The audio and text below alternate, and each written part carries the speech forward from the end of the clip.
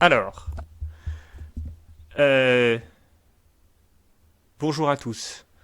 Je vous propose de reprendre le cours là où on s'était arrêté, c'est-à-dire au cours du chapitre 8. Donc ce chapitre 8 parle de la production.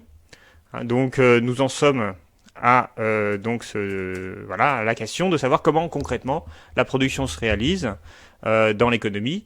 Alors on a vu au départ les différents agents, différentes fonctions de différents agents. Donc on a commencé, souvenez-vous, par faire un peu d'histoire et d'introduction, bien sûr. Et puis ensuite on a vu, dans le cadre de ce cours, comment on pouvait analyser la circulation réelle, hein, c'est-à-dire comment concrètement les acteurs organisent et répartissent la production. Nous avons ensuite regardé comment le rôle des différents acteurs. Donc on a commencé par la question de la consommation, puis ensuite on a continué sur la question du marché, de la manière dont le marché fonctionne. C'était le chapitre 5. Et puis ensuite, au chapitre 6, nous avons vu la monnaie, et puis la finance. Et donc maintenant, si on continue un peu la réflexion, maintenant on est sur l'entreprise en fait. Comment l'entreprise fonctionne et comment l'entreprise produise. Alors n'oubliez pas qu'il n'y a pas que l'entreprise qui produit de la richesse. Il y a aussi l'État qui produit de la richesse. Il produit en produisant de la valeur ajoutée, en embauchant des fonctionnaires, en produisant des services publics. Hein, et là aussi, souvenez-vous, l'État, c'est surtout sa fonction principale, c'est de produire des biens non marchands. Hein, c'est absolument indispensable pour la société. Les biens non marchands, d'abord, qui sont collectifs, bien sûr, la sécurité, la justice, les routes, etc. Et puis des biens non marchands qui sont distribués aux individus, aux ménages, sous la forme de services publics. Alors certains sont un peu payants, mais pas très chers, comme l'université. D'autres sont totalement gratuits. Donc on a ici une production de richesse, là aussi, chez l'État. Mais on va pas forcément analyser l'État, d'abord parce que ce cours est limité en temps, et puis 42 heures c'est déjà beaucoup.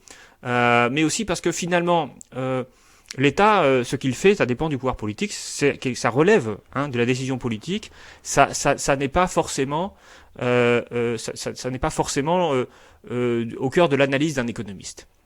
Nous, ce qui nous intéresse ici, c'est de comprendre comment les agents, qui ne sont pas donc l'État, fonctionnent, et donc comment ils produisent. Alors donc on a repris cette histoire d'entreprise, de production, en disant la chose suivante, toute production, c'était ce qu'on a vu la dernière fois, hier, toute production associe deux facteurs de production, que sont le capital et le travail. Alors on a vu le capital, qu'est-ce que c'est le capital? C'est l'ensemble des machines et des matières premières qui sont utilisées dans le cadre productif.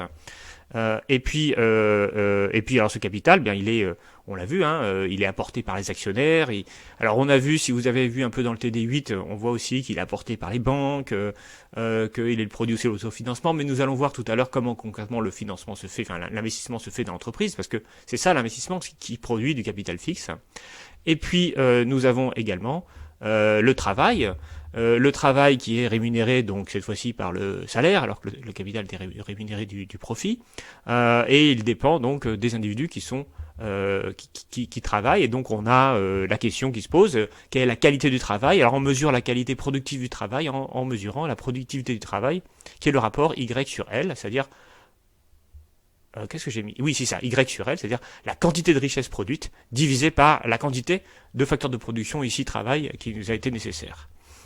Alors non, je vais pas faire de pause, puisqu'on pose la question est-ce qu'il y aura une pause. Je vais aller directement jusqu'à -10, parce que parce que je préfère ça. Mais vous pouvez faire une pause. Vous pouvez mettre sur pause et reprendre après. Voilà. Alors évidemment, si vous reprenez après, vous arrivez en retard, donc ne posez pas de questions, parce que du coup vos questions vont être en décalage par rapport à moi.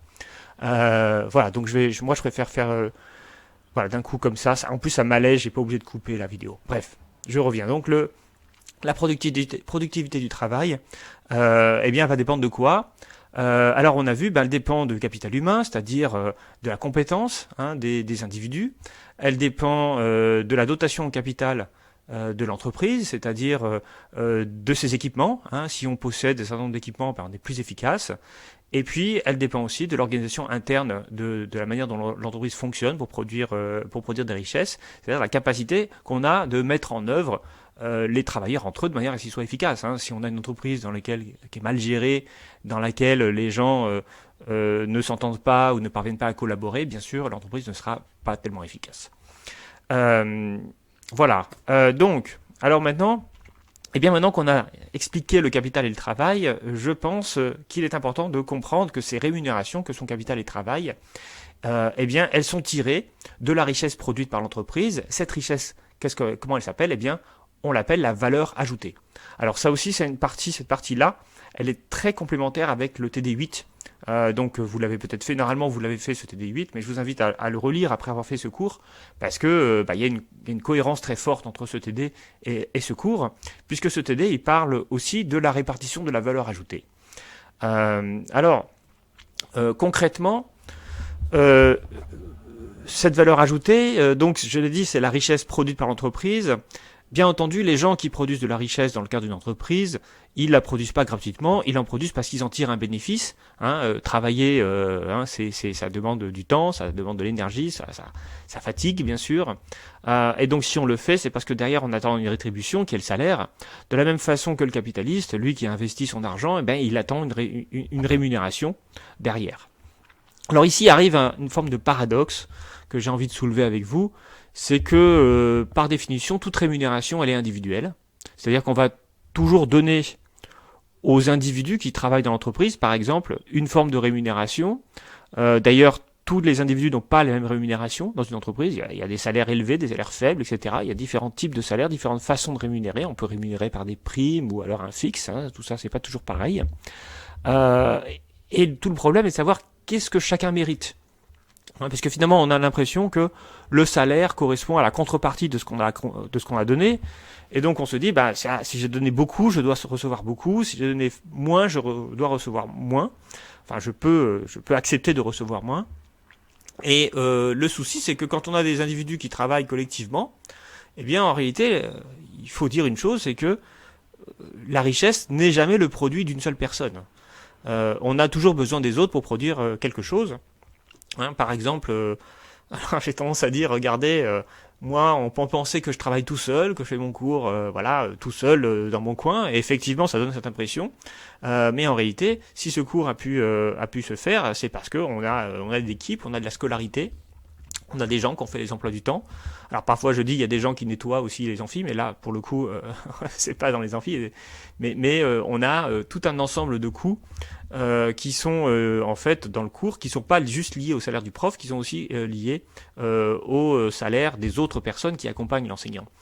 Donc personne en fait ne travaille individuellement. Et pourtant tout le monde est rémunéré individuellement. Donc quelque part, il y a un souci, c'est-à-dire que pourquoi est-ce que, par exemple, la scolarité qui fait les emplois du temps devrait être moins rémunérée que moi qui fais cours? Bien sûr, on pourrait dire que le cœur du travail, c'est le cours, mais d'un autre côté, un cours sans personne pour faire les emplois du temps, finalement, ça n'est pas possible. Vous voyez ce qui se passerait si on n'avait pas quelqu'un pour organiser l'ensemble de votre formation. Et c'est pareil, par exemple, vous produisez une voiture, vous avez, je sais pas, un ouvrier qui participe, bien sûr, à produire la voiture, vous avez un ingénieur qui l'a conçue, vous avez un commercial qui la vend. Mettons que cette voiture est vendue 15 000 euros. La question se pose, et à mon avis elle est légitime, combien rémunère chacun? Est-ce qu'on donne 5 000 euros à chacun? Est-ce qu'on donne 2 000 euros à l'un, 5 000 euros à l'autre, et puis le reste je sais pas, 8 000 euros à la troisième personne? Comment concrètement on répartit le travail? Alors quelqu'un vient de poser une question intéressante, il dit, et si on est une profession libérale, est-ce qu'on ne travaille pas tout seul? Là aussi, une profession libérale a besoin des autres en quelque sorte. Elle a toujours besoin d'abord d'avoir autour d'elle une société qui fonctionne.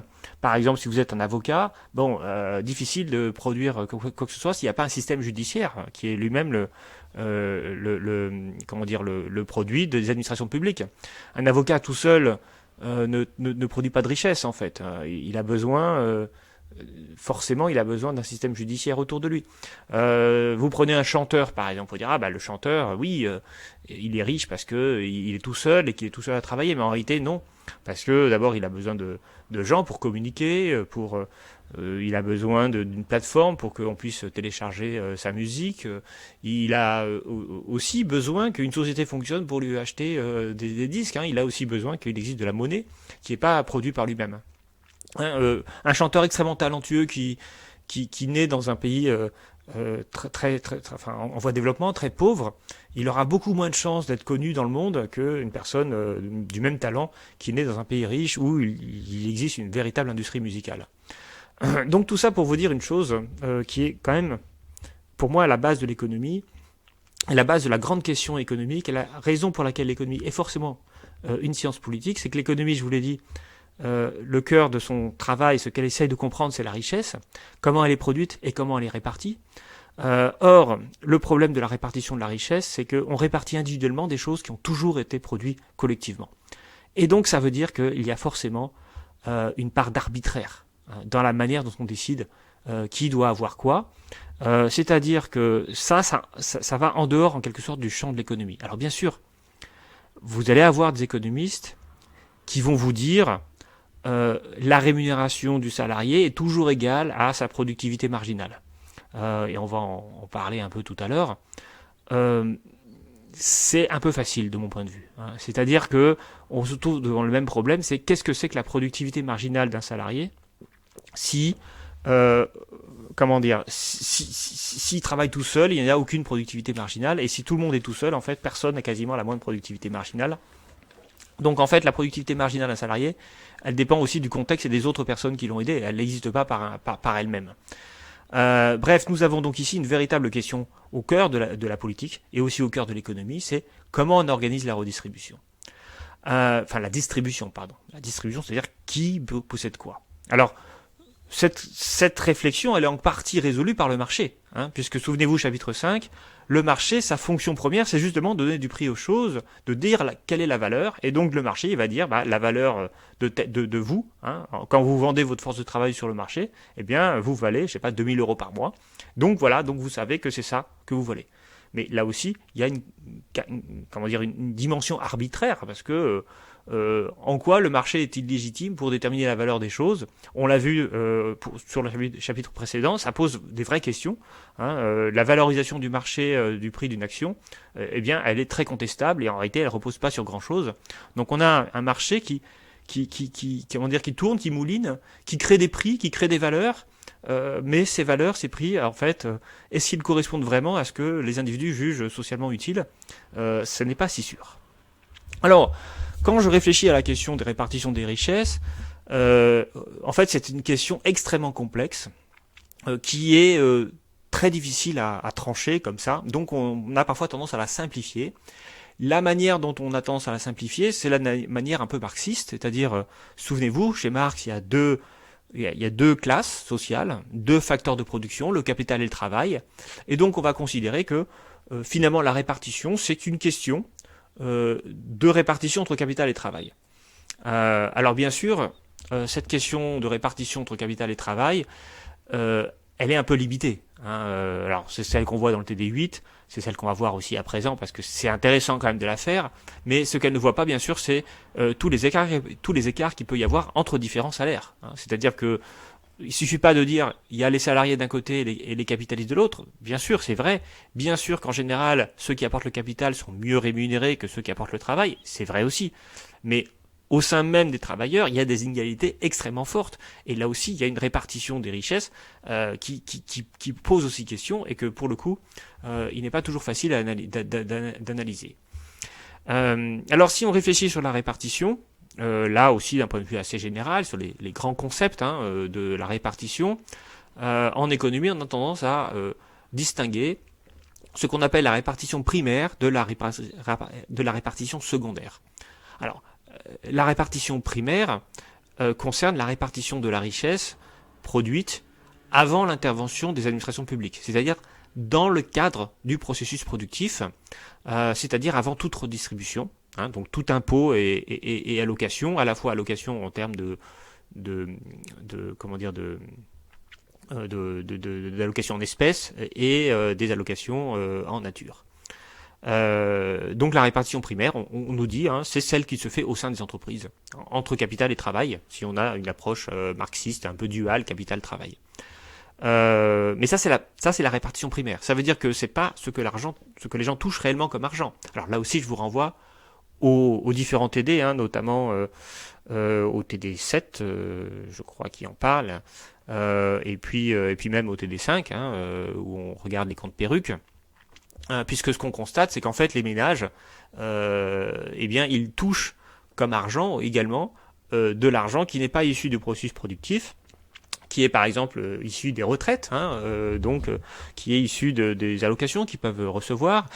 Par ailleurs, ils payent des impôts. Donc là, on a une autre répartition qui est organisée par le pouvoir public, par la puissance publique, qui est une répartition en argent, en espèces, hein, comme on dit, et une répartition en nature. Et donc ça va s'appeler la répartition secondaire, ou on l'appelle aussi la redistribution, c'est-à-dire la manière dont, une fois que l'État intervient, eh bien, il redistribue, il réalloue la richesse produite. Alors attention, l'État il produit aussi des richesses, hein, mais il réalloue aussi ces richesses qu'il a produites lui-même, parce que les richesses des biens non marchands qu'il produit, eh bien, elles sont distribuées gratuitement et payées par l'impôt.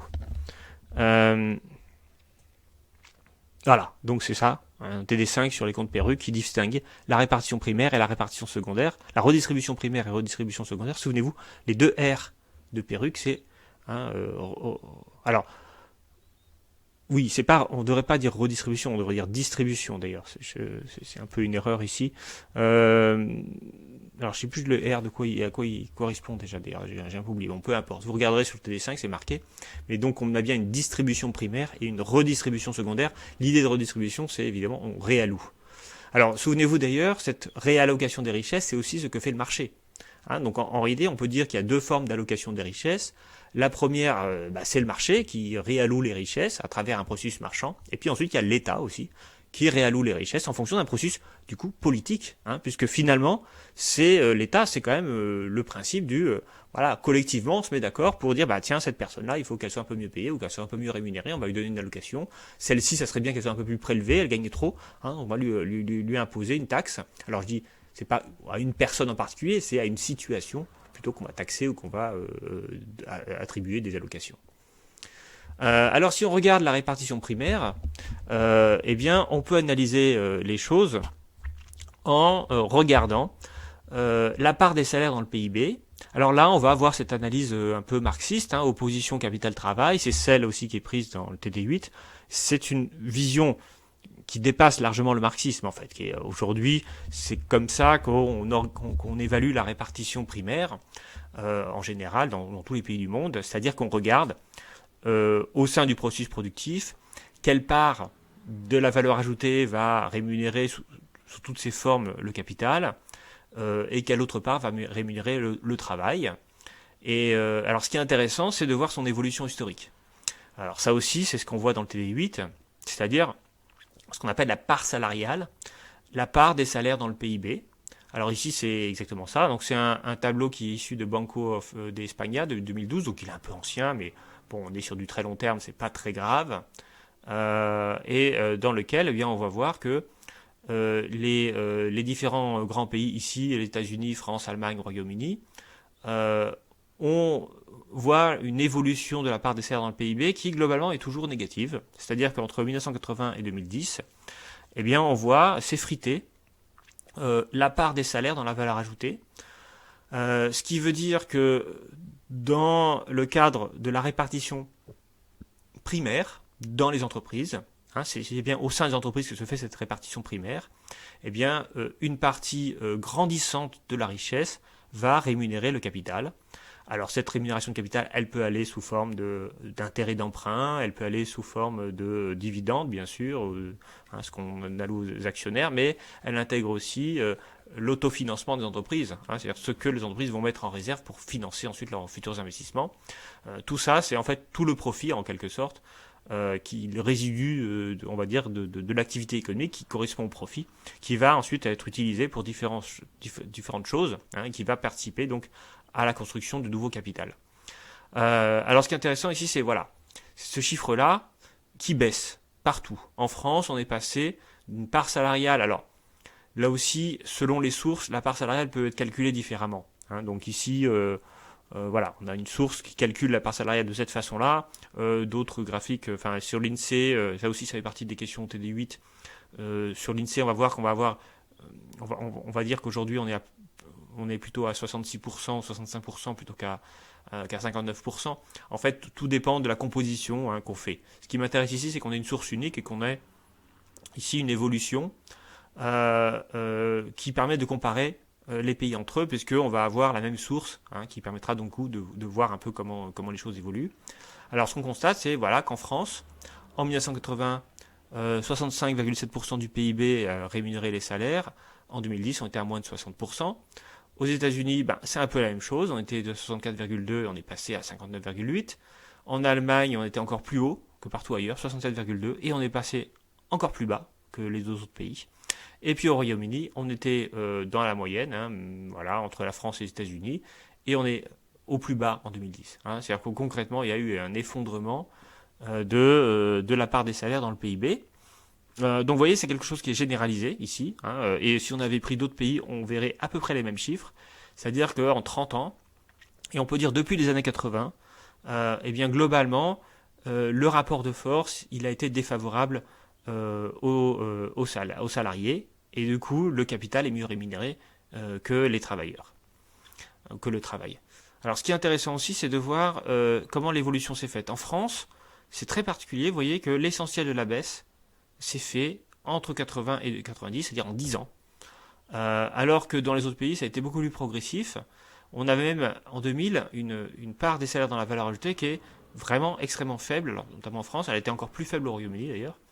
Voilà, alors qu'elle était pas beaucoup plus faible en Allemagne et aux États-Unis. Alors si on prend le cas de la France, on a cette courbe-là. Alors vous voyez, c'est pas tout à fait les mêmes chiffres, puisque regardez, si on est en 2000, à peu près en 2010, on est à, voilà, je le dis, à plus de 66%, alors qu'ici on était à 59%, donc c'est pas grave, c'est des calculs différents.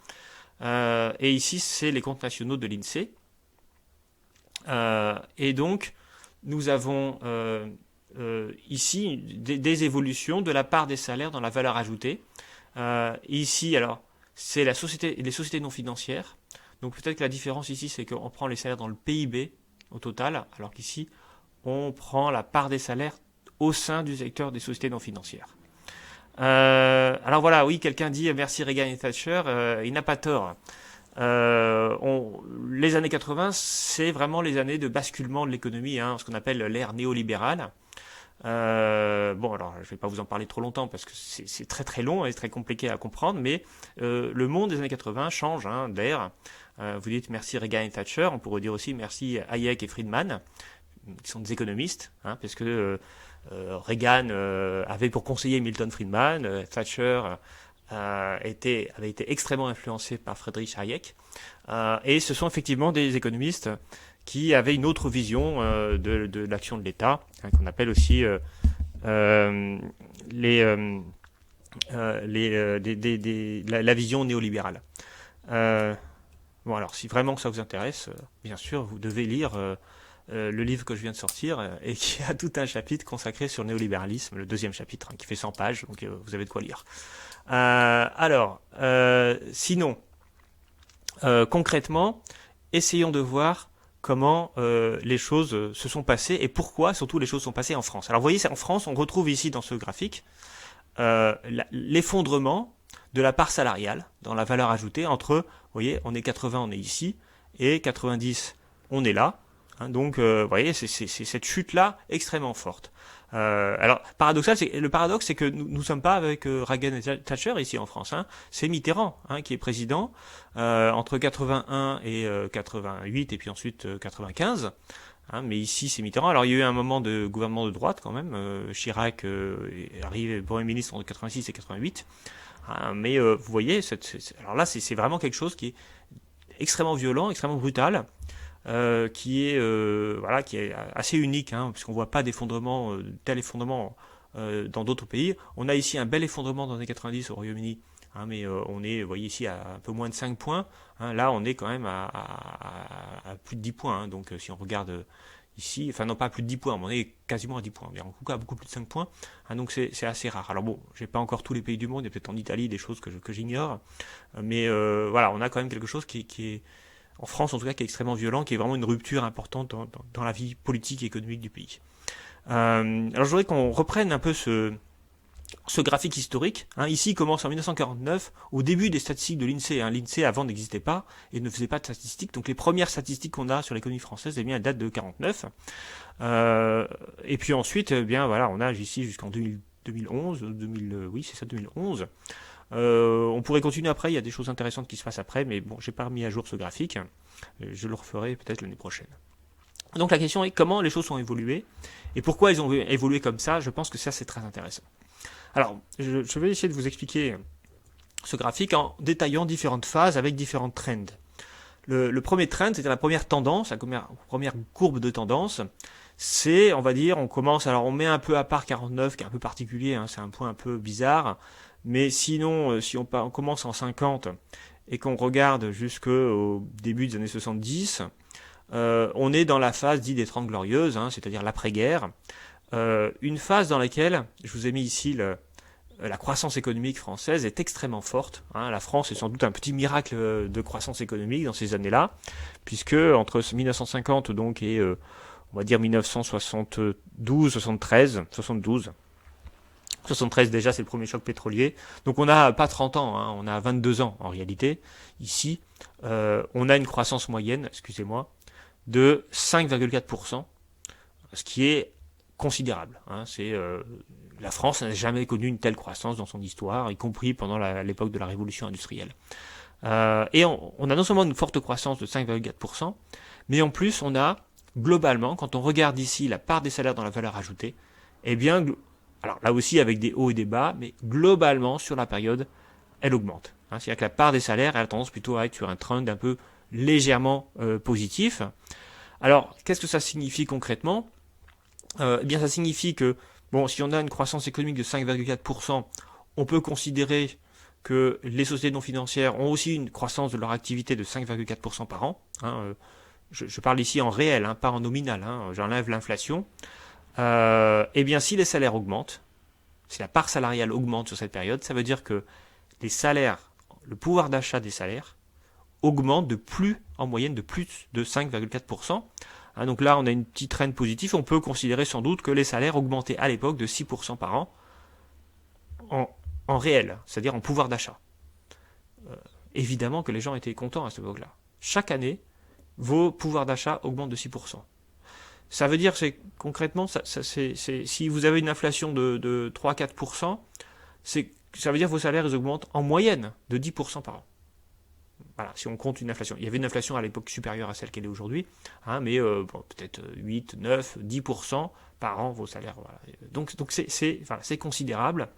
C'est ce qui explique le côté un peu, voilà, tout va bien. On n'avait par ailleurs aucun chômage, hein, on était en plein emploi, ce qui d'ailleurs expliquait aussi que les salaires augmentaient, hein, parce que les entreprises avaient du mal à embaucher et il fallait verser de bons salaires si on voulait embaucher des gens. C'est aussi une époque très industrielle où on a une croissance du secteur industriel qui est constante et des emplois industriels qui sont du coup bien rémunérés parce que difficiles, ces emplois aussi assez difficiles et dans lesquels la productivité du travail augmente beaucoup, ce qui explique aussi la hausse de la croissance économique, hein, parce que la productivité du travail c'est au cœur de la croissance économique, hein, quand tous les individus sont plus productifs, ça veut dire que globalement il y a une croissance économique. Alors après 1973, on a le choc pétrolier qui crée une très forte hausse des prix du pétrole. Ça entraîne deux choses. Ça entraîne déjà une régression économique, une moindre croissance économique. On a même une part de récession en 1974.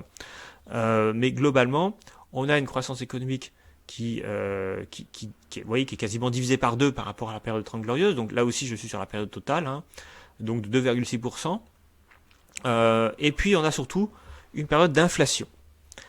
Alors l'inflation, à cette époque-là, ça commence à devenir très inquiétant. Hein. On arrive à des taux d'inflation à la fin des années 70, début des années 80, qui sont de plus de 10% par an. hein, donc ça veut dire que les prix augmentaient de plus de 10% par an.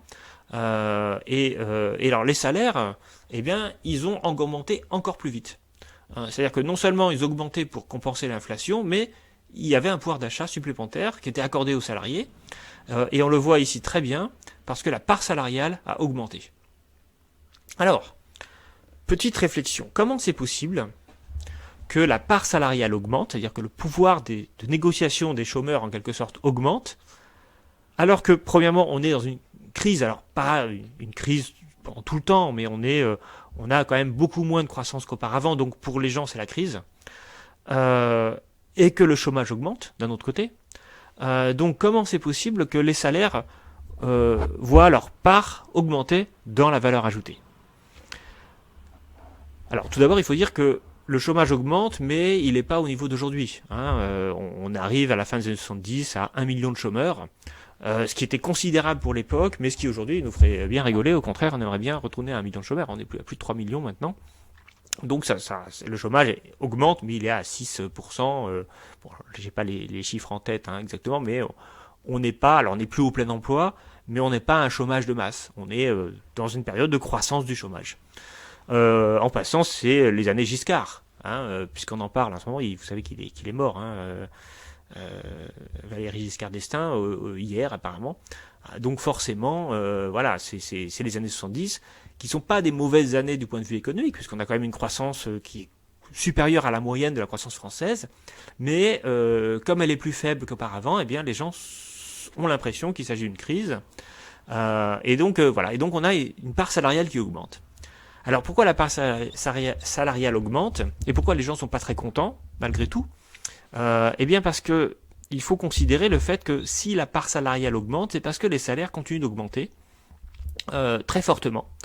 Et s'ils continuent d'augmenter, c'est parce que le rapport de force au sein des entreprises industrielles en particulier reste assez favorable aux travailleurs, parce qu'il y a des syndicats puissants qui avaient négocié pendant la période des 30 Glorieuses d'être protégés de l'inflation, ce qui veut dire que on a toujours une progression salariale qui est au minimum celle de l'inflation, et à partir de cela, eh bien, on va négocier des hausses salariales. Et en fait, ce qui se passe dans les années 70, c'est que le système de salaire était tellement bien verrouillé que les salariés, ils ont continué d'avoir des augmentations certes un peu plus faibles qu'auparavant, mais qui étaient un peu calquées sur la croissance d'avant.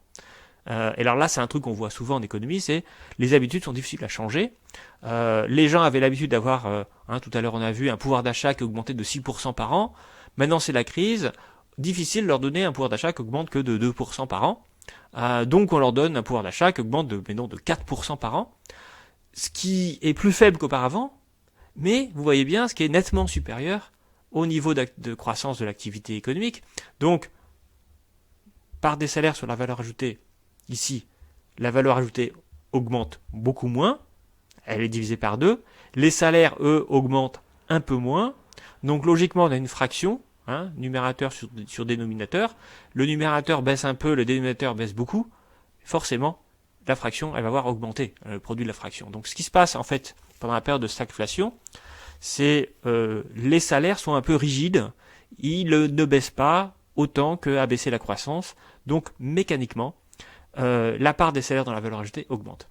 Et vous voyez, donc, comme ça on arrive à quelque chose qui est un peu bizarre à comprendre aujourd'hui, c'est les salariés sont moins bien lotis, parce qu'ils n'ont plus les 6% d'augmentation d'avant, ils ont maintenant les 4% d'augmentation, mais en même temps les entreprises sont encore moins bien loties, parce que elles, leur chiffre d'affaires, eh bien, ils n'augmentent pas autant que n'augmentent les salaires, donc la part des salaires dans la valeur ajoutée augmente, et elle augmente beaucoup, on arrive ici, vous voyez, jusqu'à 75%, ce qui est vraiment considérable, ce qui pose plein de problèmes aux entreprises, parce que ça veut dire que les entreprises ne font plus assez de profits, et comme elles font plus assez de profits, elles n'arrivent plus à investir, parce que les profits, la majorité des profits est réinvestis, sont mis en réserve et réinvestis, et quand on arrive à 25% de la valeur ajoutée qui rémunère le profit, qu'il faut évidemment entretenir le capital fixe qui s'use, bien sûr, donc en rachat nouveau, mais aussi investir, ça devient très compliqué.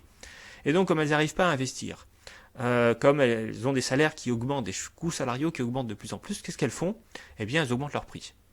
Et la période de stagflation, elle est en grande partie liée à cela, c'est-à-dire que l'inflation, la croissance importante de l'inflation, est en grande partie liée au fait que les entreprises ne sont plus assez rentables, et donc elles organisent il y a de l'inflation qui en est la conséquence. Elles essaient d'augmenter leurs prix pour éviter de faire faillite.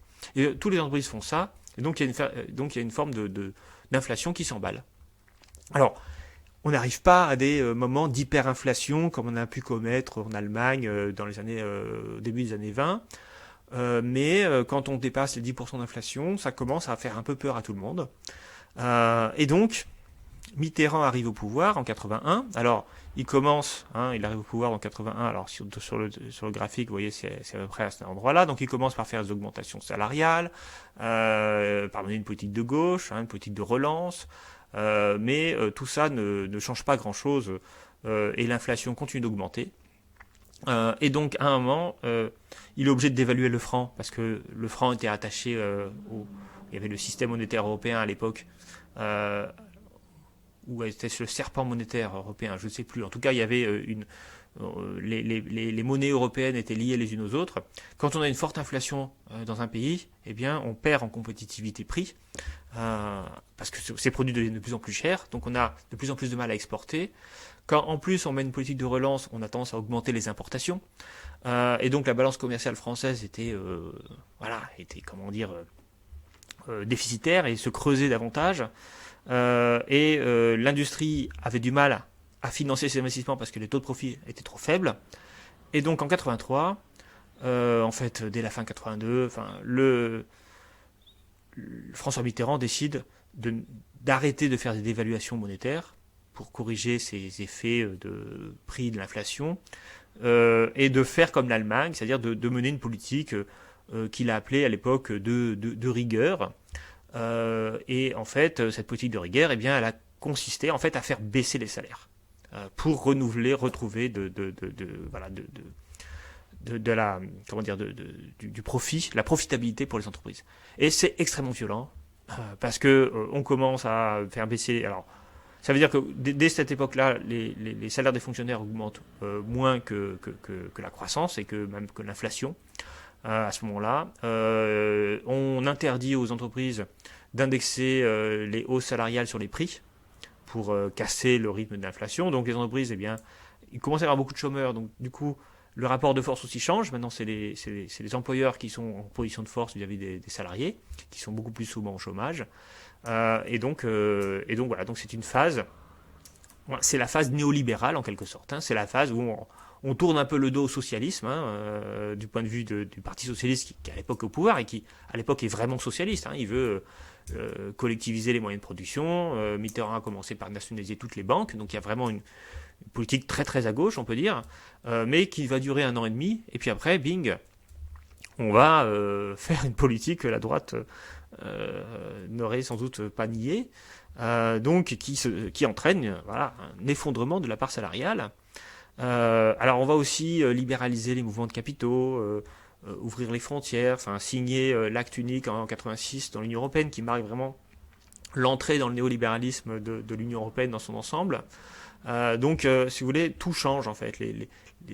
La manière dont l'économie fonctionne change profondément au cours des années 80.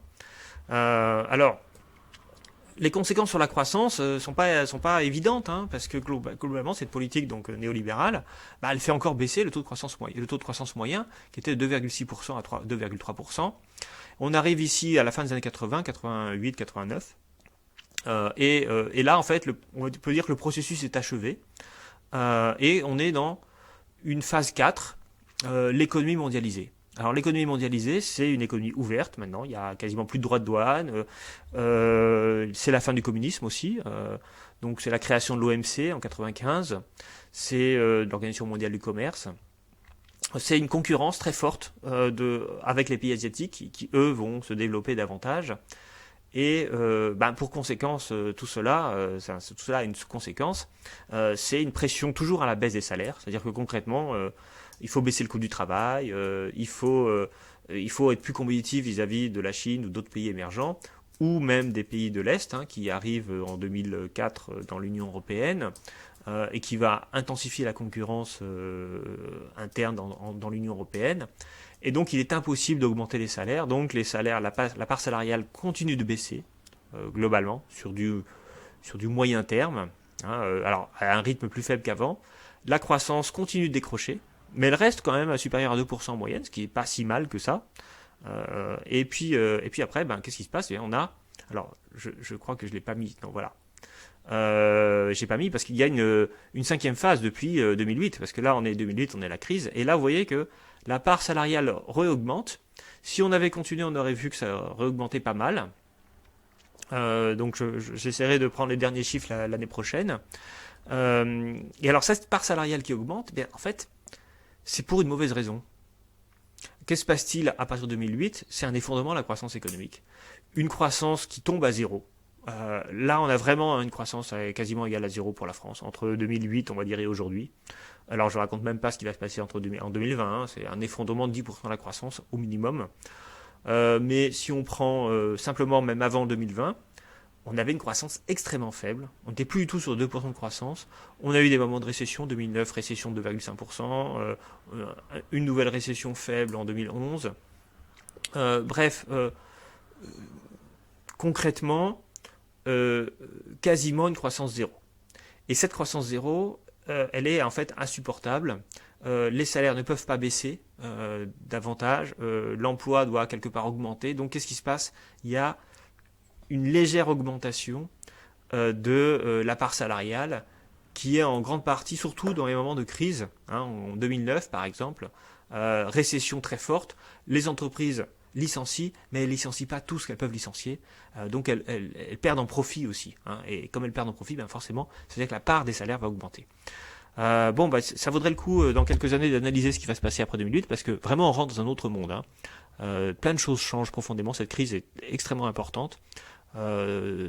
Concrètement, on arrive dans une période à partir de 2013-2014 de taux d'intérêt négatifs, ce qui est un truc hallucinant quand on y pense. Grâce aux différentes politiques monétaires, on arrive dans une période de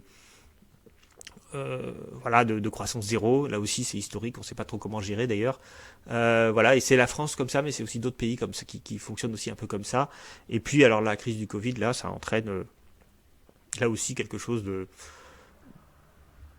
d'assez unique et d'assez difficile, en tout cas pour l'instant, à analyser. Donc on verra. Moi, en tant qu'économiste, ça m'intéresse beaucoup, ce qui va se passer dans les 10 prochaines années, parce que je pense que le monde dans 10 ans sera totalement différent du monde d'aujourd'hui, et encore plus différent du monde il y a 20 ans. Donc peut-être que cette phase 4 est totalement terminée, et que maintenant on va rentrer sur une autre forme d'économie. Peut-être même que c'est la fin de la mondialisation, telle qu'on la connaît, parce que ça aussi c'est quelque chose d'assez structurel. Les échanges mondiaux n'augmentent plus beaucoup. Peut-être que c'est aussi la fin de la période néolibérale qui s'est ouverte dans les années 80, ça c'est ce que je pense aussi. Savoir que des choses se terminent, c'est une chose, savoir ce qui va arriver, c'en est une autre, et pour le coup j'ai pas trop d'idées sur ce qui va arriver. Alors, ça c'était pour la répartition primaire, notamment vue comme une répartition entre capital et travail. Ce qui est intéressant aussi, c'est d'analyser la répartition secondaire. Alors, excusez-moi, je réponds à la question intéressante. En quoi le Covid va analyser la courbe qu'on vient de voir? Déjà, le Covid, il fait s'effondrer la croissance économique, donc s'effondrer la valeur ajoutée. Si on continue d'avoir des salaires, alors que la valeur ajoutée s'est effondrée, ça va faire augmenter la part salariale. Ça, c'est certain. Alors, en 2020, on va exploser la part salariale, aussi parce que les profits d'entreprise vont s'effondrer. Donc chaque fois qu'il y a une période de crise, il y a une hausse de la part salariale qui est liée au fait que les salaires baissent moins que l'activité économique. Donc déjà il y a ça. Puis après, il y a d'autres choses qui vont changer. C'est-à-dire que les rapports de force vont changer. Enfin après, je ne sais pas moi ce qui va se passer. je n'ose pas dire. Donc la répartition secondaire, c'est donc la manière dont les richesses sont réparties différemment ou re-réparties, on pourrait dire, ou redistribuées par l'intermédiaire de l'État. Alors ici, je vous montre une vieille étude de 2009, mais il n'existe plus d'équivalent depuis, même si dans le TD7, vous trouverez des éléments, une étude, donc l'étude de septembre 2020 que j'ai mis dans le TD7, où il y a quelques éléments qui correspondent un peu à cela. Et donc cette étude, montre ce petit graphique que je vais maintenant vous présenter, vous expliquer. Alors souvenez-vous de quoi on parle quand on parle de répartition secondaire. On parle de la manière dont l'État redistribue la richesse, et la redistribue de deux manières. D'abord en prélevant des impôts, ensuite en allouant des allocations en espèces, et enfin en allouant des allocations en nature. Alors, les allocations en espèces, c'est l'argent qu'ils donnent, d'accord, aux ménages, en fonction de leur situation, bien sûr. La principale allocation en espèces que reçoivent les ménages, ce sont les retraites. C'est bien plus important que le RSA ou les allocations familiales, la prime de rentrée scolaire, tout ça ne compte quasiment rien dans les dépenses en espèces. Le gros volume, c'est les retraites. Les allocations en nature représentent les services publics individualisables versés par les administrations publiques. Alors, souvenez-vous, on a deux formes de consommation finale des administrations publiques. Les consommations finales collectives, qui renvoient aux services publics collectifs, justice, armée, route, etc. Et puis les services publics individualisables, la consommation finale individualisable des administrations publiques, qui correspond à ce qui est versé à des individus qu'on peut identifier sous forme notamment de santé et d'éducation. Globalement aujourd'hui, c'est surtout la santé et l'éducation, il y a aussi le logement, il y a les sports, il y a plein de petits trucs aussi comme ça, mais c'est surtout la santé et l'éducation. Ce graphique maintenant, alors là où il est intéressant, c'est qu'il montre, il répartit la population en 5 quintiles, c'est-à-dire en 5 tranches de 20% en fonction de leurs revenus. Donc le quintile 1, c'est les plus pauvres, les 20% les plus pauvres. Le quintile 2, c'est les 20% un peu supérieurs. Le quintile 3, c'est les 20% du milieu. Le quintile 4, c'est les 20% qui sont au-dessus du quintile du milieu. Et puis le quintile 5, c'est les 20% les plus riches. Et donc on regarde ici, dans ce graphique, combien sont prélevés, combien chaque quintile est prélevé en pourcentage de son revenu primaire. Donc on regarde ici les revenus primaires, ceux qui existent avant impôt. On regarde donc ce qu'on a prélevé en termes de prélèvement direct. Donc c'est l'impôt sur le revenu, mais c'est pas que l'impôt sur le revenu, c'est aussi l'ensemble des cotisations sociales et tous les prélèvements directs. Par exemple la taxe d'habitation, c'est aussi un prélèvement direct qui pèse sur les ménages. Donc en rouge. Alors que constate-t-on déjà?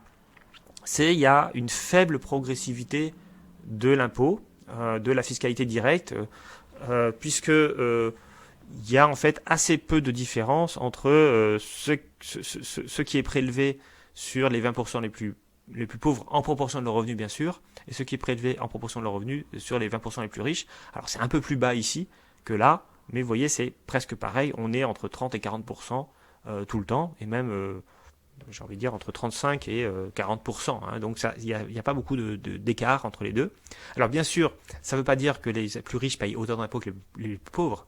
Ça veut dire que les impôts qu'ils payent représentent la même proportion de leurs revenus que les impôts que payent les catégories les plus pauvres. Donc faible progressivité de l'impôt, ça veut dire que le fait d'être plus riche ne nous fait pas payer en proportion beaucoup plus d'impôts que le fait d'être pauvre. Ça, c'est une forme d'injustice. Concrètement, on considère qu'un impôt juste devrait être un impôt progressif qui prélève davantage aux plus riches en proportion de leurs revenus qu'aux plus pauvres. Alors ensuite, quand on regarde ce que les administrations publiques donnent aux ménages, alors là, il y a une progressivité un peu supérieure, mais là aussi limitée. Tout d'abord, la question se pose de savoir est-ce que les prestations, les transferts en espèces corrigent beaucoup les inégalités. Alors, oui, les corrigent un peu. C'est la courbe grise, enfin l'histogramme gris qu'on voit ici, et on constate que pour les 20% les plus pauvres, les allocations en espèces représentent plus de 70% du revenu primaire. Donc c'est important. Ça veut dire que si vous aviez 100 en revenu primaire, eh bien vous touchez 70 en allocations en espèces, et donc quelque part vous bénéficiez de 170. Alors moins les 35 ici qu'on vous a prélevés, donc ça fait au final vous passez de 100 à 135, donc vous avez quelque chose en plus. On verra d'ailleurs que c'est le seul. Tous les autres, quand on regarde ce qu'ils payent un impôt et ce qu'ils reçoivent en allocation, ils reçoivent moins en allocation que ce qu'ils ont payé un impôt. Donc tout le monde paye, et ça c'est un peu normal, un peu plus d'impôts qu'il ne reçoit d'allocation en espèces. Alors, après, c'est la progressivité des allocations d'espèces est moins vraie. puisque globalement, il n'y a pas beaucoup de différence entre ce que les uns et les autres reçoivent, et notez même que le quintile 5 reçoit davantage que le quintile 4 en termes de prestations en espèces. Ça c'est l'effet retraite, c'est-à-dire que les retraites sont proportionnelles aux revenus. Donc plus vous avez de revenus, plus vous touchez de retraites, plus vous avez eu de revenus, plus vous touchez des retraites. Et les plus riches touchent davantage de revenus que de retraites que les plus pauvres, et même que les classes moyennes. Donc on a ici des allocations d'espèces qui en fait sont pas tellement redistributives, on va dire dans la moitié supérieure de la population. Elles sont surtout redistributives, Elles corrigent donc beaucoup les inégalités. Excusez-moi. Elles corrigent donc beaucoup les inégalités, surtout chez les plus pauvres. En fait, elles corrigent la grande pauvreté, mais le reste, elles changent pas beaucoup aux inégalités. Et puis enfin, vous avez les transferts sociaux en nature. Les transferts sociaux en nature, c'est donc les services publics individualisables dont je vous ai parlé tout à l'heure. Et là, c'est très intéressant parce que on constate qu'ils sont beaucoup plus redistributifs que tout le reste. C'est-à-dire que quand vous êtes riche, ça correspond à moins de 10% de votre revenu.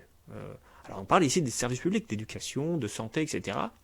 Quand vous êtes pauvre, c'est plus de 90% de votre revenu. Quasiment, c'est comme si ça doublait votre... alors comment on appelle ça, le RDB, le revenu disponible brut. Quand on rajoute les allocations en nature, les transferts sociaux en nature, on parle de revenu disponible brut ajusté. Eh bien, le revenu disponible brut ajusté, il double en quelque sorte le revenu primaire.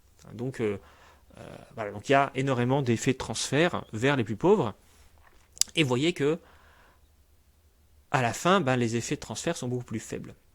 Alors cette réflexion, elle est assez intéressante. Elle démontre une chose aussi, c'est que ce qui explique cela, cette forte progressivité, paradoxalement, c'est qu'on donne un peu la même chose à tout le monde. Si vous donnez à tout le monde, riche et pauvre, je ne sais pas, 10 000 euros en prestations, eh bien, ceux qui ont peu de revenus, ça fera beaucoup d'argent. Si vous avez 10 000 euros de revenus et qu'on vous donne 10 000 euros de plus, ça fait 20 000 euros, c'est beaucoup, ça double votre revenu. Si vous avez 100 000 euros de revenus et qu'on vous donne 10 000 euros, eh bien là, ça rajoute que 10% à votre revenu. L'une des raisons de la progressivité des transferts en nature, c'est parce que l'essentiel de ces transferts en nature sont en fait fixes, c'est-à-dire ils dépendent des besoins. Concrètement, si vous avez beaucoup d'enfants, eh bien vous aurez beaucoup de transferts en termes d'éducation. Si vous n'avez pas d'enfants, vous n'avez pas de transfert en termes d'éducation. Si vous êtes malade ou vieux, vous avez plus de transferts en termes de santé. Alors il y a des petites choses qui sont spécifiques aux ménages les plus pauvres, notamment le logement, les logements sociaux, c'est les transferts en nature qui correspondent, qui sont réservés aux plus pauvres, mais c'est assez large quand même. Alors les questions, est-ce que c'est toujours pareil aujourd'hui ? Oui, ça n'a pas beaucoup changé, et je vous renvoie à la lecture du TD7, du texte sur l'INSEE. Si vous ne l'avez pas étudié, lisez-le. Si vous l'avez étudié, relisez-le, parce que ils mettent aussi l'accent sur l'importance des transferts en nature. Donc vous avez ici un transfert en nature qui est très progressif, du fait qu'il est constant, et que les revenus, eux, augmentent, ce qui veut dire qu'ils représentent de moins en moins dans les revenus.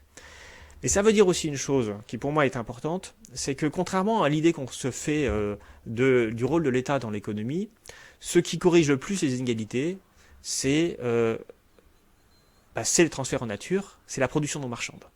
Et vous voyez que très souvent dans le discours politique, on dit si on veut corriger les inégalités, il faut transférer des allocations. Moi, je pense que si on veut corriger le plus les inégalités, il faut améliorer les services publics. Bien sûr, je le dis parce que je suis prof et un serviteur de l'État et des services publics, mais je le dis aussi parce que je me repose ici, vous voyez, sur une analyse objective. Après, on peut dire qu'on s'en fiche de corriger les inégalités, mais si on pense que c'est important, c'est beaucoup plus efficace comme cela. Dans le TD7, vous verrez qu'il est précisé que lorsqu'on prend en compte les services publics distribués aux ménages en nature, le rapport entre le premier quintile et le cinquième quintile passe de 4,4 à 3. C'est-à-dire qu'on corrige beaucoup les écarts de revenus. Ce qui est terrible dans cette histoire, c'est que les gens ne se rendent pas forcément compte de l'importance des services publics, parce que c'est des choses qu'ils n'achètent pas. Les gens se rendent compte de l'argent qu'ils ont sur leur compte en banque, parce que ça c'est quelque chose qu'ils peuvent utiliser, qu'ils maîtrisent, mais ce que l'État leur fournit en termes de services publics, ils le prennent pas beaucoup en compte. Et bon, si je vous dis ça, c'est parce que quand à la dernière campagne présidentielle, j'entendais tout le monde, Fillon, Macron et d'autres, Juppé, etc., dire mon objectif c'est de diminuer le nombre de fonctionnaires dans le pays. Il faut bien comprendre que diminuer le nombre de fonctionnaires, ça veut dire forcément dégrader les services publics. Parce que tout, qu'il soit police, justice, éducation, santé et autres, hein, on a vu comment dans les hôpitaux on a diminué le nombre de postes dans les hôpitaux, ça veut dire une dégradation des services publics quoi qu'il arrive. Et je pense que c'est vraiment la chose sur lesquelles on a qu'on a beaucoup dégradé et qui engendre, et bien en fait finalement une croissance des inégalités. Alors, je vais lire vos questions. Vous êtes très bavard aujourd'hui. Je ne peux pas lire toutes les questions, elles arrivent trop vite et puis je veux continuer mon cours. Mais ce que je ferai, c'est que je ferai une pause et puis je lirai les questions tout à l'heure. Bon, alors voilà, donc ça reprend un peu le diapo tout à l'heure. Ça vous dit donc les quintiles. Alors voilà, on a ici les chiffres un peu plus précis qui sont dans le rapport. D'ailleurs, le rapport, je vais vous le mettre, il est là. Étude de l'INSEE. On a aussi un texte intéressant, les classes moyennes sont-elles matraquées par l'impôt, qui est amusant, je vous invite à le lire. Mais l'étude de l'INSEE, voilà, elle est là, et le lien marche encore, vous pouvez y aller. Alors, ce qu'il dit dans cette étude, hein, concrètement sur les chiffres, les impôts directs, les cotisations sociales, voilà, c'est très stable. Donc, on est à 37% pour le premier quintile, à 41%, donc un peu plus de 40% pour le cinquième quintile. Notons que dans ces impôts directs, on n'a pas la TVA, c'est-à-dire la taxe sur la consommation. Or, les taxes sur la consommation sont régressives, c'est-à-dire qu'elles touchent davantage les pauvres que les riches. Souvenez-vous, parce que la propension moyenne à consommer des pauvres est plus élevée que la propension moyenne à consommer des riches. Hein, on l'a déjà vu plusieurs fois. Donc ça veut dire que si vous consommez 100% de votre revenu, ben vous êtes taxé sur 100% de votre revenu en termes de taxe à la consommation, alors que si vous consommez que 50% de votre revenu, ben, de fait vous êtes taxé à 50% de votre revenu. Donc si vous avez une TVA de 20% qui pèse sur 100% du revenu des plus pauvres, ça veut dire que les plus pauvres ils vont payer 20% de leur revenu en termes de TVA, alors que la même taxe de 20% qui va être prélevée sur la consommation des plus riches qui correspond qu'à 50% de leur revenu, eh ben ça veut dire qu'ils vont payer eux que 10% de leur revenu en termes de TVA. Donc là on a typiquement ce qu'on appelle un impôt régressif, un impôt qui taxe en proportion plus les pauvres que les riches. Eh bien cet caractère régressif il n'est pas pris en compte dans l'étude que je viens de vous dire. Donc vous voyez là aussi quand on dit on va baisser l'impôt sur le revenu et puis ou baisser l'ISF ou baisser les impôts sur le capital, sur le revenu du capital, et en échange peut-être qu'on augmentera la TVA, vous allez voir que très bientôt on va vous dire qu'il faut augmenter la TVA, on crée une politique fiscale qui est en fait inégalitaire. Prestations en espèces, voilà, 71%, donc ça c'est les chiffres précis du revenu des ménages les plus modestes, contre 23% des ménages les plus aisés. Alors c'est vrai qu'il s'agit de chiffres vieux, hein. On parle ici de 2003, hein. On est il y a 17 ans. Donc ces chiffres, pas besoin de les connaître par cœur parce qu'ils sont plus adaptés à l'économie telle qu'elle est aujourd'hui. Mais en fait, si on devait évaluer aujourd'hui la même chose, faire la même étude aujourd'hui, ça serait pire, hein, concrètement, parce que la fiscalité n'est pas devenue plus progressive, pas du tout, parce que les transferts en nature ont baissé, la valeur des transferts en nature a baissé, notamment dans toute l'éducation. Souvenez-vous, ça aussi, c'est écrit aussi dans le TD7 et on l'a vu aussi sur la consommation effective dans le TD6. Voilà, vous voyez les dépenses d'éducation ont baissé. Regardez le TD6, hein, vous avez la consommation effective des APU, des administrations publiques, et vous voyez, regardez, alors la santé ça a progressé, mais parce que les coûts de la santé est plus élevés, mais l'éducation ça a régressé. Les prestations en espèces, représentent 71% des revenus des ménages contre 23% les plus aisés. Hein, alors c'est ce que j'ai dit principalement sous forme de retraite, ce qui est vrai. Les transferts en nature, c'est 230 milliards d'euros en 2003, soit 9 000 euros par ménage en 2003. Hein, donc c'est il y a quelques temps. Aujourd'hui, normalement c'est plus, hein, à cause de l'inflation, etc. Et c'est essentiellement donc la santé. Et ça a sans doute augmenté en proportion maintenant, parce que les dépenses santé ont beaucoup augmenté. L'éducation, 33%. Le sport et la culture, 7%. Voilà, il y a quelques autres chiffres dans l'étude de l'INSEE. Et ça représente, les transferts en nature représentent 43% de la consommation effective des plus modestes. Donc c'est quasiment la moitié de la consommation effective. Hein. C'est absolument considérable. Et vous voyez certes, ils reçoivent un peu plus que leur part, mais pas beaucoup plus. Les plus modestes reçoivent des transferts en nature, l'équivalent de 25%, d'un quart des transferts en nature sont réservés aux 20% les plus riches. Donc vous voyez bien, s'ils avaient exactement leur part, puisqu'ils sont 20% de la population, ils recevraient 20% des transferts en nature. Ils reçoivent un peu plus que leur part, puisqu'ils reçoivent 25%. C'est pas beaucoup plus. Hein, donc c'est pour ça que je vous disais que c'est l'effet redistributif des transferts en nature est principalement dû au fait qu'on donne quasiment tout le monde à tout le monde la même chose. Alors ce qui fait qu'on donne un peu plus aux pauvres d'ailleurs, c'est qu'en général les pauvres, ils ont plus d'enfants. Je veux dire par là qu'on calcule les quintiles par rapport au nombre de personnes dans le foyer. Ça veut dire que si vous avez 2 enfants et que vous êtes tout seul, par exemple, votre revenu est divisé par 2. Hein, donc du coup, vous allez forcément être dans les plus pauvres.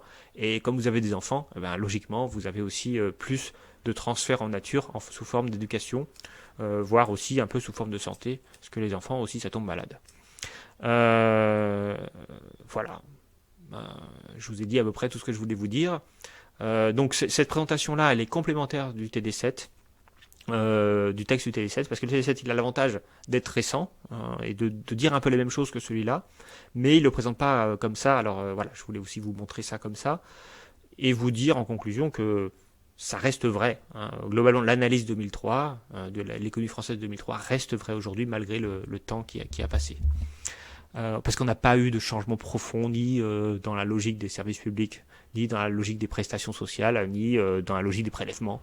Ça reste toujours à peu près pareil. L'impôt n'est pas devenu plus progressif. On n'a pas multiplié les allocations en espèces sur les catégories les plus faibles. On n'a pas diminué les retraites des plus riches, pas vraiment. Et on n'a pas non plus changé les distributions en nature. Et à mon avis, si ça a évolué, ça a plutôt évolué dans le mauvais sens. C'est-à-dire avec un peu plus d'inégalité.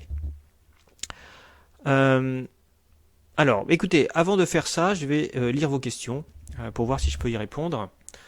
Alors...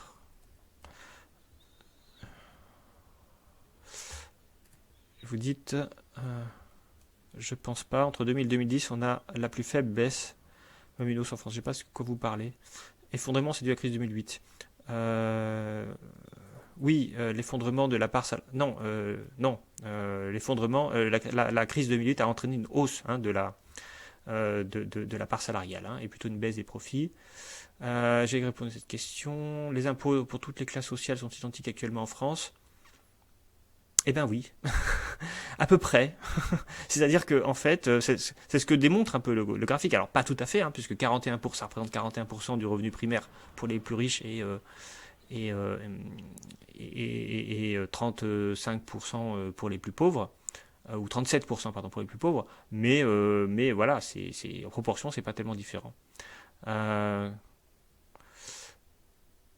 Alors voilà, donc c'est toujours pareil à peu près en France. La distribution des revenus en nature inclut les transferts sociaux en nature. Bah oui, c'est ça le principe.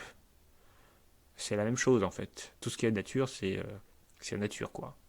C'est-à-dire c'est les services publics. La dépense de consommation individuelle des APU comprennent les revenus de transfert ou bien seulement les transferts en nature. C'est les transferts en nature. Les dépenses de consommation individualisables des administrations publiques, ce ne sont que les transferts en nature. C'est pas du tout, là c'est dans le cadre de l'économie réelle, c'est pas du tout les transferts en espèces. Donc faut bien distinguer les deux. Bon, je suis content que vous vous intéressez à ça, que vous posez des questions, parce que c'est vrai que ça fait partie des choses importantes à comprendre. S'il y a une hausse importante de la part salariale pour l'ensemble des salariés, les transferts sociaux vont bien diminuer. Non, pas du tout. Parce que la part salariale peut baisser ou augmenter. Ça ne veut pas forcément dire que les salaires baissent ou augmentent. On la voit dans la crise, les salaires ils n'augmentent pas en ce moment, mais la part salariale augmente parce que c'est la valeur ajoutée qui diminue. Mais si pour chaque quintile a une augmentation de 1000 euros en transfert social, l'écart d'inégalité n'a pas changé. Eh bien si, parce que les inégalités se calculent en pourcentage. Si on donne 1000 euros à tout le monde, on réduit les inégalités. Parce qu'on réduit les différences en fait entre les ménages en fait. L'écart est plus faible. Je vous prends un exemple. Vous avez quelqu'un qui a 1000, quelqu'un qui a 2000, quelqu'un qui a 3000, 4000, 5000. Vous voyez, 1000 en 1000, ça augmente. vous rajoutez 1000 à tout le monde. Donc le 5000, il a 5 fois plus d'argent que le 1000. D'accord? Donc les inégalités sont de 1 à 5. Maintenant, vous rajoutez 2000 à tout le monde. Bah, le dernier, il a 6000, le premier, il a 2000. Bah, cette fois-ci, les inégalités sont de 1 à 3. Donc si vous donnez la même somme à tout le monde, vous diminuez les inégalités. On a dit hier que la rémunération est mesurée par le risque. Mais non, mais là, ça n'a rien à voir, ça. On parlait dans la finance. Hein, alors, oui. Est-ce que la rémunération des salaires serait liée à ça? Non. Hier, on avait un propos uniquement sur les rémunérations des actifs financiers. La rémunération des individus n'est pas liée uniquement au risque. Hein. Sinon, les métiers les plus risqués, vous savez quels sont les métiers où il y a le plus d'accidents du travail? C'est les métiers de la construction, du bâtiment. C'est pas les métiers les mieux payés en France. Hein. Donc c'est pas ça qui détermine la rémunération des gens. Ok, merci pour vos questions. N'en posez pas trop parce que c'est perturbant. Vous posez, voilà. Mais bon. Après, c'est bien aussi que vous en posiez parce que ça me permet aussi de savoir concrètement ce que vous comprenez, ce que vous comprenez pas. Voilà. Mais donc je vais revenir donc continuer sur autre chose que la question de la répartition des richesses. Maintenant, je vais me concentrer plutôt sur ce que fait l'entreprise pour produire des richesses. Alors, on a vu qu'on produit les richesses avec du capital et avec du travail. Pour augmenter la production de richesses, il va donc falloir investir et embaucher. Et donc, pour la fin de ce chapitre, en fait, pour la dernière partie de ce chapitre, je vais chercher à m'intéresser à ce qui détermine l'investissement de l'entreprise, d'une part. Deuxièmement, à ce qui détermine l'embauche de salariés, pourquoi on embauche des salariés, d'autre part. Et puis enfin, tout à la fin, je vais essayer de vous expliquer pourquoi il y a du chômage et comment les économistes analysent la question du chômage.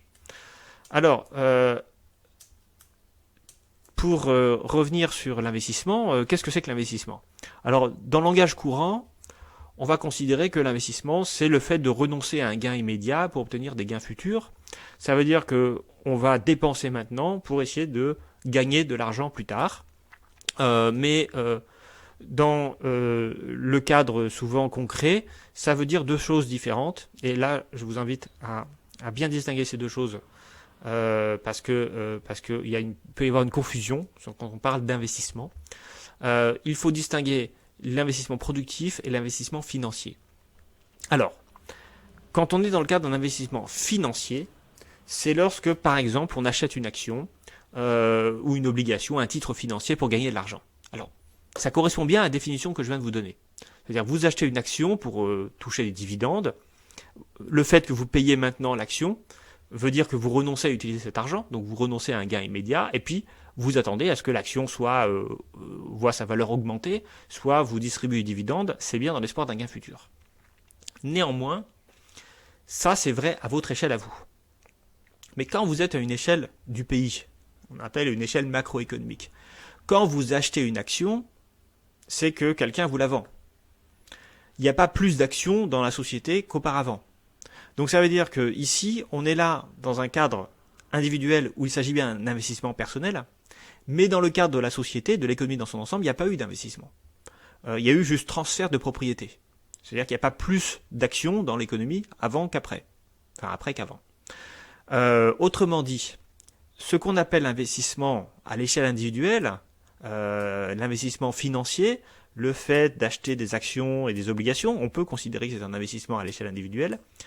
C'est en réalité une transaction financière. Ça veut dire que la propriété de l'action et de l'obligation a changé de main.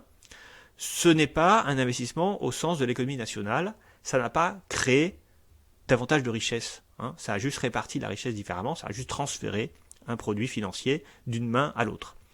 Nous, ce qui nous intéresse ici, ce qu'on va voir ici, ce qui est au cœur quand même de la réflexion de l'économie, c'est la logique de l'investissement productif, c'est-à-dire ce qui se passe dans l'entreprise quand l'entreprise achète une nouvelle machine ou fait construire un nouveau bâtiment ou achète une flotte de véhicules, c'est-à-dire lorsqu'elle augmente le stock de capital fixe. C'est cela, nous, qu'on va appeler investissement dans le cadre de ce chapitre et globalement dans le cadre de ce cours. On essaye de ne pas mélanger les deux. Alors encore une fois, c'est pas faux de parler d'investissement quand on parle d'acheter un produit financier à l'échelle individuelle, mais on finit par mélanger des choses qui n'ont plus rien à voir. Donc ici, moi, ce qui m'intéresse, c'est le niveau macroéconomique, le niveau de l'économie dans son ensemble. Et dans le niveau macroéconomique, si on veut, on va dire, relancer l'activité économique, si on veut investir, il faut créer ce qu'on appelle de la formation brute du capital fixe, FBCF, qui est une donnée qu'on retrouve dans l'INSEE, dont on a déjà parlé. C'est ça qu'on va appeler investissement. Donc ça veut dire que concrètement, c'est des entreprises ou des ménages ou des administrations publiques qui construisent, qui dépensent pour construire un bien d'investissement nouveau qui n'existait pas auparavant. Vous construisez un pont, voilà, vous êtes l'État, vous construisez un pont, eh bien, il y a bien un bien nouveau créé et ça permettra de circuler plus rapidement et donc d'être plus efficace. Ça rentrera dans la production de richesse, ça améliorera la production de richesse. Vous êtes une entreprise, vous produisez une usine ou un local commercial, eh bien vous investissez également. Donc c'est ça qu'on va regarder, c'est cette logique productive, cette formation brute du capital fixe. On ne va pas s'intéresser aux investissements financiers parce que pour le coup, ils ne produisent pas davantage de richesse en soi. Ils financent la production de richesse d'autres, mais ils ne produisent pas eux-mêmes de nouvelles richesses. Alors ça aussi, c'est la question de l'analyser l'économie en termes réels, c'est-à-dire en termes de biens et de services concrets, pas sous forme monétaire ou financière.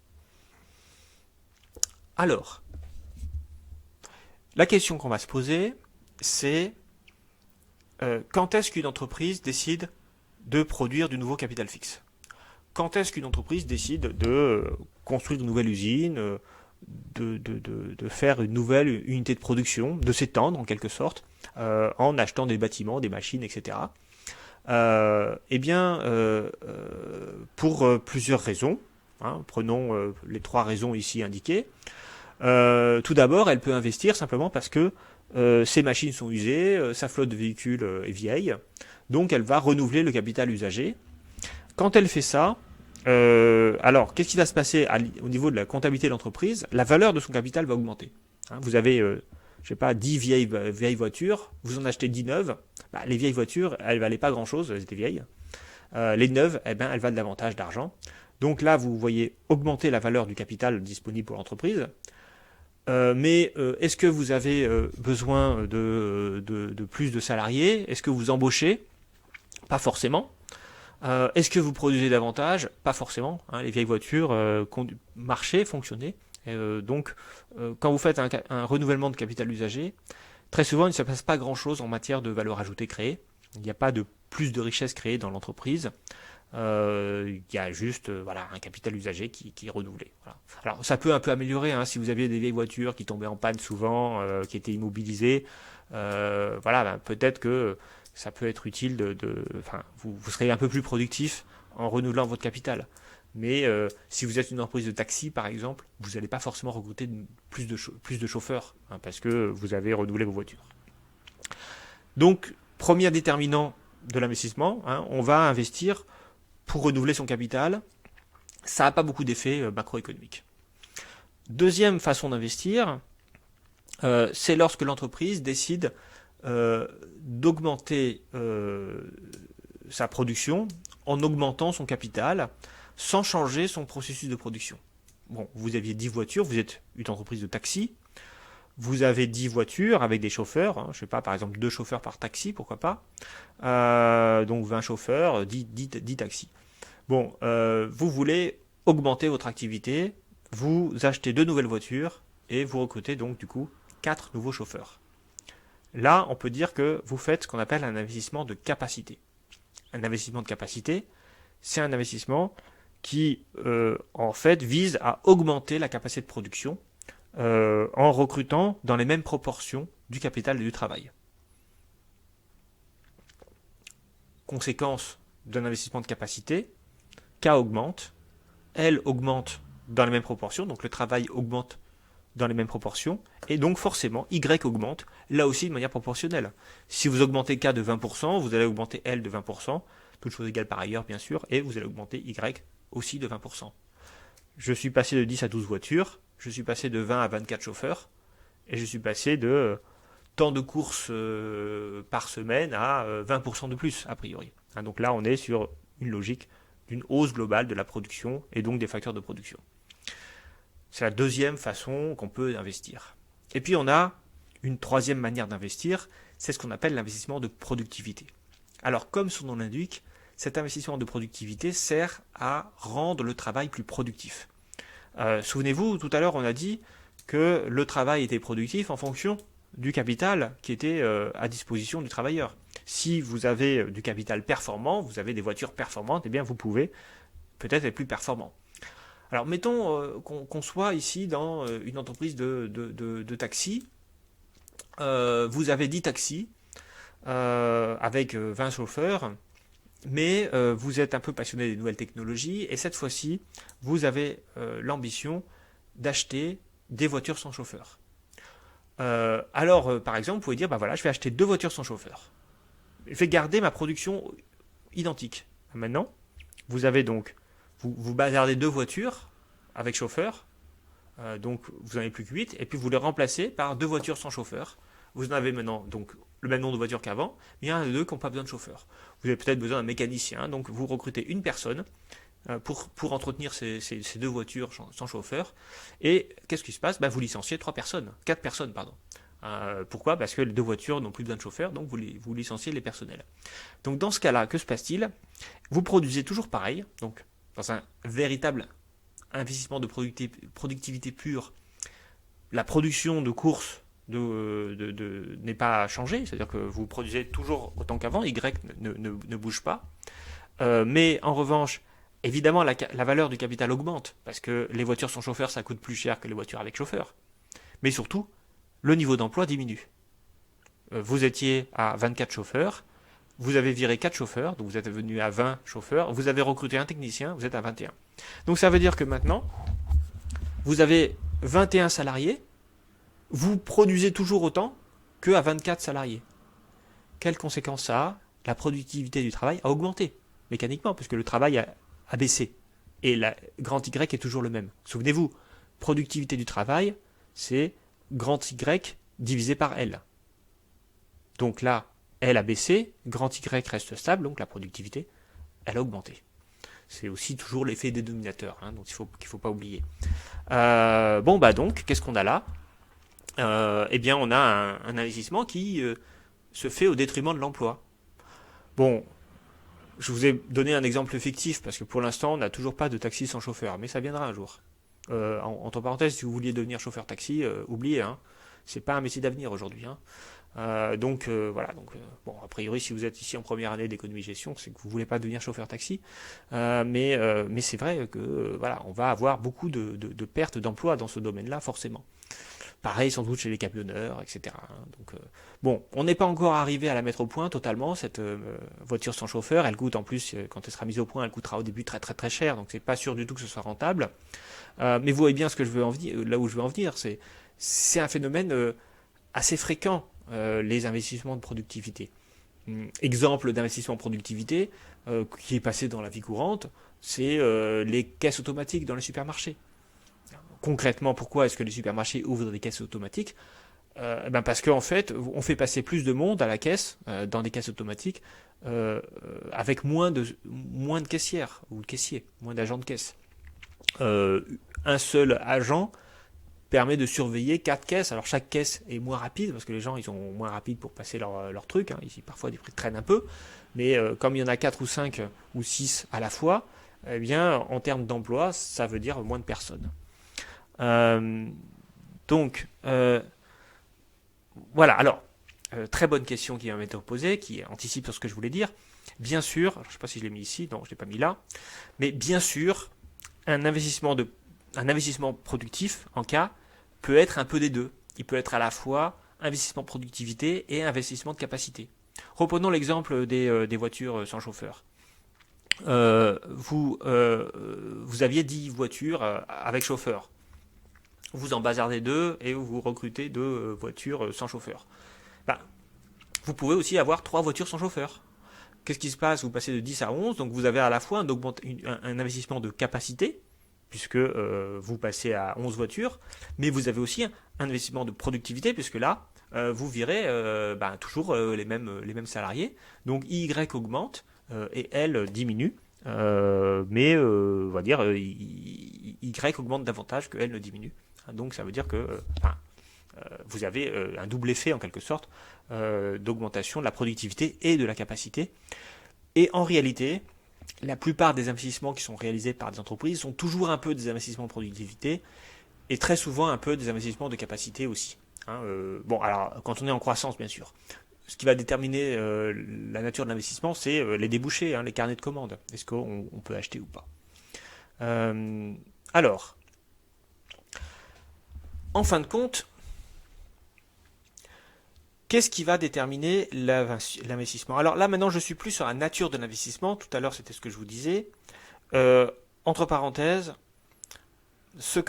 pourquoi je vous parle de l'investissement de productivité, de capacité ou de renouvellement, c'est pour vous expliquer que l'investissement n'est pas toujours favorable à l'emploi. L'investissement de renouvellement n'a aucun effet sur l'emploi.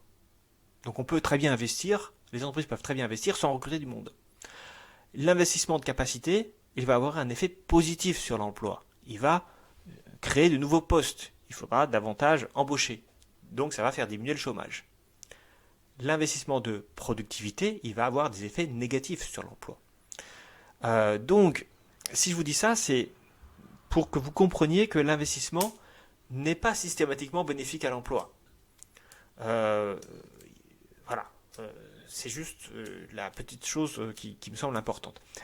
Après, on peut aussi considérer que le fait que l'investissement soit négatif à l'emploi fait que globalement les gens travailleront moins et on peut considérer que c'est une bonne chose parce que finalement, est-ce qu'on a tous envie de passer son temps à travailler? Sans doute pas.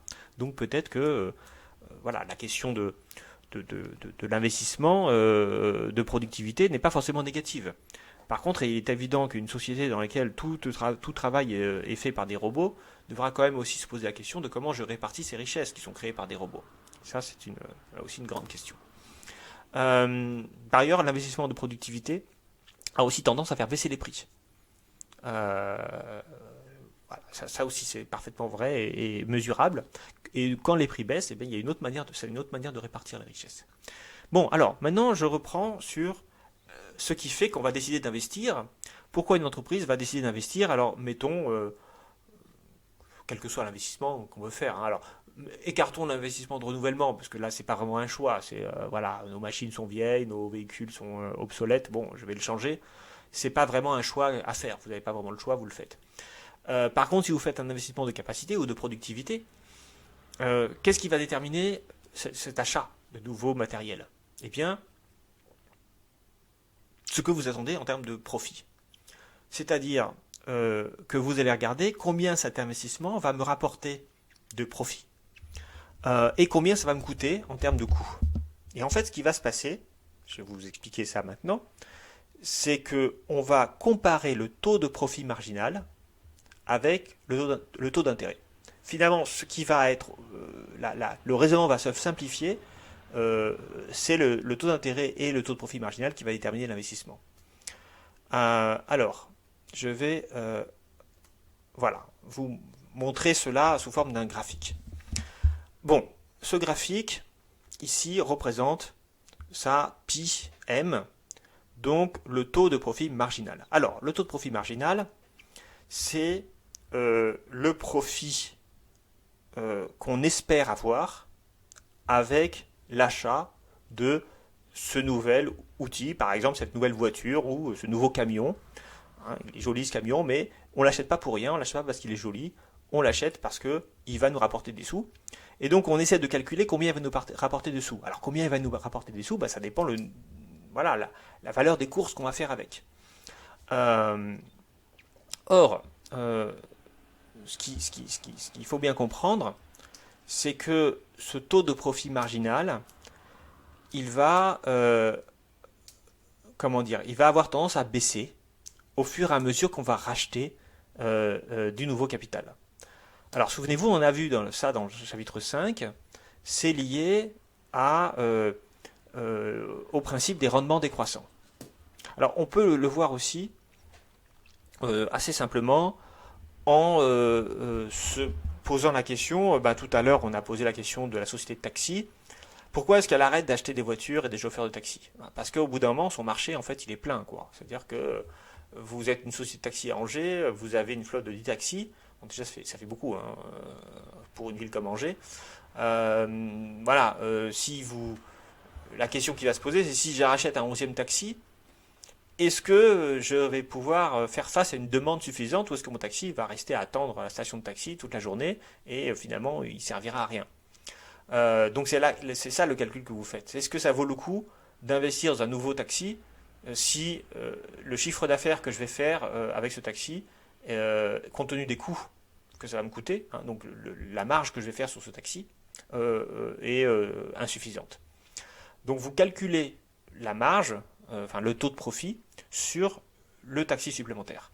Quand vous avez un ou deux taxis, la marge peut être très importante, parce que vous répondez à une demande élevée, il n'y a pas trop de saturation de la demande, les gens sont prêts à payer très cher pour les courses de taxi. Bon, le taxi c'est pas un bon exemple parce que les prix sont réglementés, mais donc du coup vous payez toujours le même prix quel que soit le nombre. Mais par exemple, vous êtes une société de... Alors j'avais pris ça aussi comme exemple, c'est assez intéressant, vous êtes une société de transport de marchandises. Vous avez des camions, voilà, on reste dans les véhicules. Bon, si vous avez des clients potentiels, vous transportez leurs marchandises d'une région à l'autre. Si vous commencez à vouloir étendre votre zone de chalandise, vous voulez transporter des marchandises qui sont de plus en plus loin, ça risque de vous coûter de plus en plus cher en fait, parce que vos chauffeurs, il faut qu'ils reviennent chez eux, etc.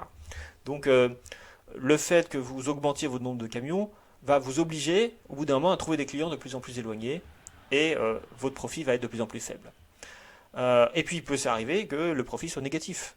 Hein. Donc ici on a le taux de profit qui diminue, voilà, et au bout d'un moment qui devient négatif au-delà d'un certain seuil. Alors, qu'est-ce qui va déterminer votre niveau d'investissement? C'est-à-dire à quel niveau K doit être? Alors on pourrait dire que K doit être à ce niveau-là, c'est-à-dire que tant qu'on fait du profit, eh bien on achète des nouveaux camions, même si le profit est très faible, et puis à la fin, à la limite, bon, quand le profit est égal à zéro, là ça sert à rien, on ne fait plus de profit. Évidemment, on n'achète pas quand le profit est négatif. Mais si on raisonne comme ça, on raisonne mal. Il faut comparer ce taux de profit, non pas avec le fait qu'il soit positif ou négatif, mais avec le taux d'intérêt R. Taux d'intérêt R, mettons qu'il est là. Eh bien moi je vous affirme que une entreprise n'a aucun intérêt à acheter du capital qui produit un taux de profit inférieur à R. Alors, essayons de raisonner. Il y a deux raisons pour lesquelles R doit être pris en compte. La première raison, c'est qu'on considère que R, le taux de profit donc, est un coût direct, parce que vous devez emprunter pour acheter votre camion. Et là, on comprend bien que si vous empruntez pour acheter votre camion à 5%, mettons, et que votre camion vous rapporte un taux de profit de 4,5%, ça ne vaut pas le coup de l'acheter. Parce que vous ne couvrirez même pas les frais de votre emprunt. Donc on comprend bien que le taux d'intérêt, il doit être pris en compte si vous achetez à crédit le capital que vous voulez avoir. Alors attention, hein, souvenez-vous, on est là sur chaque camion. Le premier camion, il peut me rapporter beaucoup plus que 4,5% de profit. Le deuxième, il va me rapporter un peu moins. Le troisième, un peu moins. Et puis, vous voyez, le quatrième, bing, là, on tombe à un profit de 4,5%. Quand on comptabilise tout, hein, voilà, on arrive à 4,5%, mais j'emprunte à 5% d'intérêt. Donc, au final, ça ne vaut pas le coup. Donc, si j'emprunte et que le taux d'intérêt est supérieur au taux de profit marginal attendu, alors il ne faut pas emprunter. Et donc acheter le camion.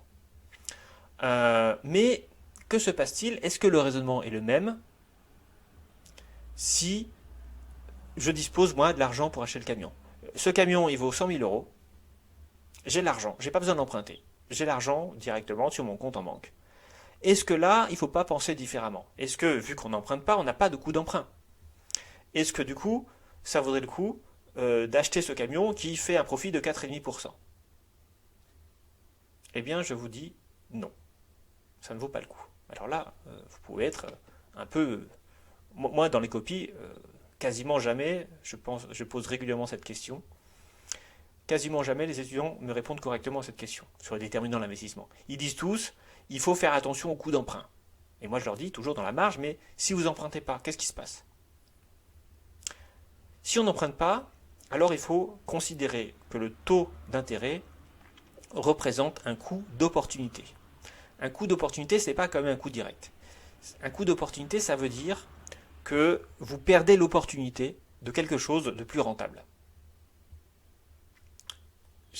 J'espère que vous voyez où je veux en venir. Quand vous êtes dans le cadre de l'autofinancement, alors l'autofinancement, c'est l'entreprise qui se finance elle-même, qui n'a pas besoin d'emprunter, qui n'a pas besoin de demander à des actionnaires, elle a l'argent et elle dépense elle-même. Si vous avez le choix entre acheter un camion qui vous rapporte 4,5% de profit marginal et prêter les 100 000 euros que vous avez sur votre compte à un taux d'intérêt de 5%, entre nous, il n'est pas très malin d'acheter le camion. Je veux dire par là que le coût d'opportunité ici qu'on regarde, c'est l'écart entre ce que va vous rapporter ce camion et ce que pourrait vous rapporter autre chose, un autre placement quel qu'il soit. Si les taux d'intérêt sont à 5%, ils sont à 5% pour celui qui emprunte, mais ils sont aussi à 5% pour celui qui prête. Ben oui, logiquement, c'est le même taux. Donc, pourquoi vous allez vous embêter à acheter un nouveau camion qui va vous rapporter 4,5%, alors que les 100 000 euros, vous pouvez les placer directement sur les marchés financiers, acheter des obligations, enfin, je ne sais pas quoi, faire en quelque sorte un investissement financier qui vous rapportera 5%. Aucun intérêt, vous n'allez pas acheter un camion si le taux d'intérêt est supérieur au taux de profit marginal attendu, quelle que soit votre façon de vous financer. Marquez ça, soulignez ça, 3 fois. Quel que soit votre mode de financement, que vous recouriez à l'emprunt, ou que vous financez vous-même avec l'argent que vous avez épargné, vous devez toujours prendre en compte le taux d'intérêt. Ça, les étudiants ils ont du mal avec cette idée, pourtant elle est extrêmement logique et simple. Il est tout à fait possible de gagner de l'argent facilement en prêtant de l'argent à quelqu'un. Si le profit que vous attendez sur ce capital est inférieur au taux d'intérêt, vous n'avez aucun intérêt d'acheter ce capital-là. Ok, donc, on récapitule. Cette loi que je viens de vous donner, elle est valable quel que soit le mode de financement. Quel que soit le mode de financement, l'entreprise rationnelle va toujours comparer le taux de profit marginal de l'investissement qu'elle va faire, c'est-à-dire de l'unité qu'elle va acheter, c'est la marge, donc c'est le premier camion, je vous dis, le premier camion vous rapporte beaucoup d'argent, le deuxième un peu moins, etc. Il y a une baisse du taux de profit marginal.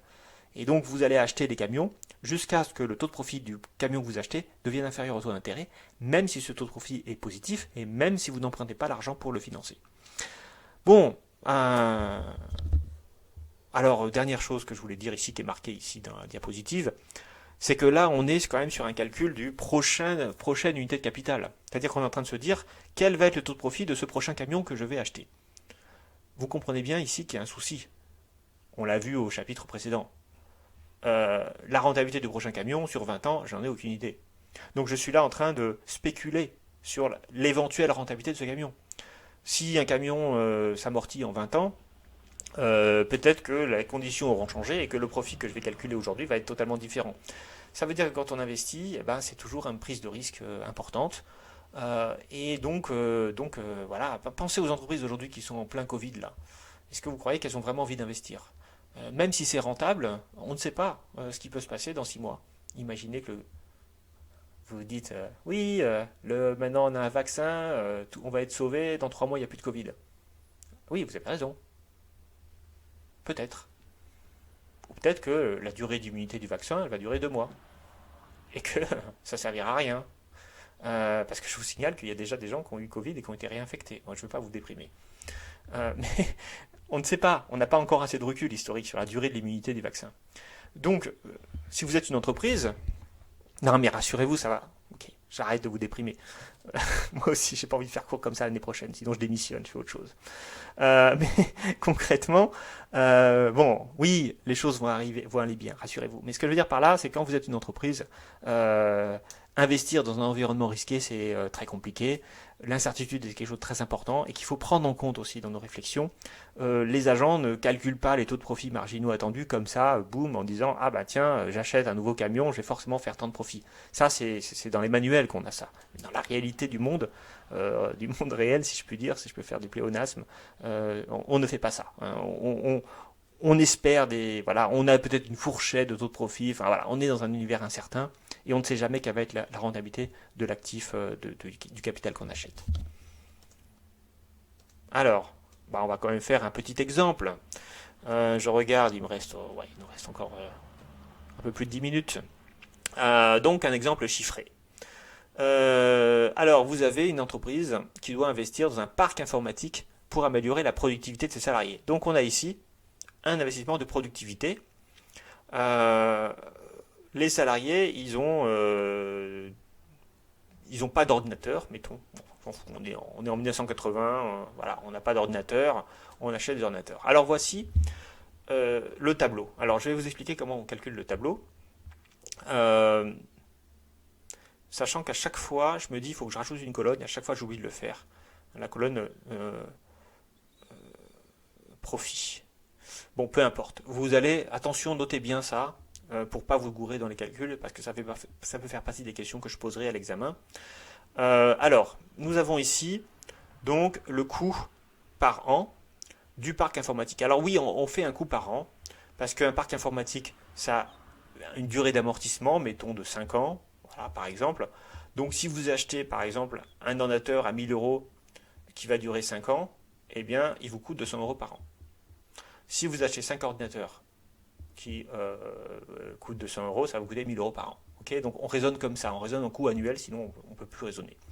Donc vous avez ici des unités d'informatique qui arrivent. La première coûte 1000 euros par an, la deuxième 2000, 3000, 4000, 5000, 6000. En fait, on augmente son investissement. Et on regarde l'effet. Alors ici, on a un effet production, on n'a pas un effet on licencie des gens. On regarde combien on produit. Hein, donc au début, on produit sans informatique, on produit 10 000. Ensuite, on produit 12 000, 13 800, 15 300, etc. Donc on voit que plus on met d'ordinateurs, plus on augmente la capacité de production. Alors, on sait que les taux d'intérêt sont de 10%, ce qui est assez élevé, hein, surtout en ce moment, mais peu importe, c'est pour voilà, le calcul, pour le fun. Il faut, vous voyez, il faut qu'on regarde. Alors moi, je vous donne ça, et je vous demande de compléter ces deux colonnes-là. Donc, compléter la colonne production marginale et compléter la colonne taux de profit marginal. Alors, en fait, il aurait fallu que je rajoute une colonne profit marginal et ensuite taux de profit marginal. Mais c'est pas grave, vous pouvez le faire si vous voulez, vous rajoutez entre les deux une colonne. Tiens, d'ailleurs, je vous invite quand même à refaire ce tableau tranquillement. Voilà, sur votre feuille de papier. N'oubliez pas de prendre des notes, c'est très important. Donc vous pouvez le refaire, voilà, tranquillement, vous mettez 1000, 2000, 3000, 4000, 5000, vous mettez production, 10 000, 12 000, 13 800, 15 300, 7 500, etc. Si je vais trop vite, vous mettez sur pause, voilà, vous faites ça tranquillement. On va de toute façon sans doute s'arrêter à l'issue de ce raisonnement. Ensuite, donc vous mettez la production marginale, vous mettez une colonne production marginale, vous rajoutez entre les deux une colonne profit marginal, et ensuite une colonne taux de profit marginal, et ensuite une colonne taux d'intérêt. Alors la colonne taux d'intérêt, c'est pas compliqué, c'est toujours la même chose, c'est ici 10%, donc c'est facile à voir. Bien, maintenant je vais vous donner le détail des calculs pour que vous puissiez le faire tranquillement, si je vous pose la question à l'examen. Quelle est la production marginale ? Eh bien, la production marginale, c'est la production de la dernière unité de quoi ? De la dernière unité informatique. Donc là, on aurait pu d'ailleurs ici mettre 0, 1, 2, 3, etc. Peu importe. Là, on a une première unité informatique, 1000 euros par an. Et donc, on est passé d'une production de 10 000 à une production de 12 000. Qu'est-ce qu'a apporté l'unité informatique au sens strict ? Elle a apporté 2000 euros de richesse. Bon, on continue. On est passé de 12 000 à 13 800. Donc, ça veut dire que quand on est passé de 1000 à 2000, eh bien, on a augmenté, hein, qu'on est arrivé à la deuxième unité informatique. On est passé à 1800 de plus. hein, 12 000 à 13 800. Ensuite, on passe de 13 800 à 15 500, on a augmenté de 1500. Ensuite, 13 300 à 16 500, on a augmenté à 1200. Ensuite, voilà, on augmente de 1050 et ensuite de 550. Aucune difficulté. Vous savez faire depuis le TD8, vous savez faire, hein, trouver un coût marginal, ou ici, c'est pas un coût marginal, c'est une production marginale, mais c'est le même raisonnement, sauf que c'est production au lieu de coût. Hein, c'est pareil, on fait l'écart entre les unités ici. Donc, on est ici, hein, voilà, ce que j'ai pas mis, c'est 1, 2, 3, on ne peut pas diviser les coûts, on ne peut pas faire 500. Bon, alors du coup, je vous invite maintenant à remplir la colonne qui est juste après la production marginale et juste avant le taux de profit marginal. Donc vous l'appelez, cette colonne, vous l'appelez profit marginal. Vous avez une production marginale et un profit marginal. Ça veut dire le profit que va rapporter l'unité d'informatique que vous avez achetée. Combien elle coûte, l'unité informatique? Elle coûte toujours 1000. C'est 1000 chaque fois. Celle-ci coûte 1000, celle-ci coûte 1000, celle-ci coûte 1000. On est d'accord, elle coûte toujours 1000. L'augmentation, c'est juste l'augmentation du nombre d'unités. Mais elle coûte toujours 1000. Combien elle rapporte en profit? Celle-ci vous a rapporté 2000 et elle vous a coûté 1000. Le profit marginal est donc 2000. 2000 moins 1000. Celle-ci, elle vous rapporte 1800 de production marginale. Elle vous coûte toujours 1000, donc on est à 800 de profit marginal. Ici, on est à 500. Ici, on a 200. Ici, 1050 moins 1000, ça fait 50. Et ici, par contre, on fait une perte. Parce qu'on a payé 1000 des ordinateurs qui nous rapportent que 550 de production supplémentaire. Donc, elle nous rapporte moins 450. Ok, alors je vous laisse 2 minutes pour noter ça. Bon, si vous avez les chiffres sous les yeux, c'est vraiment pas très compliqué.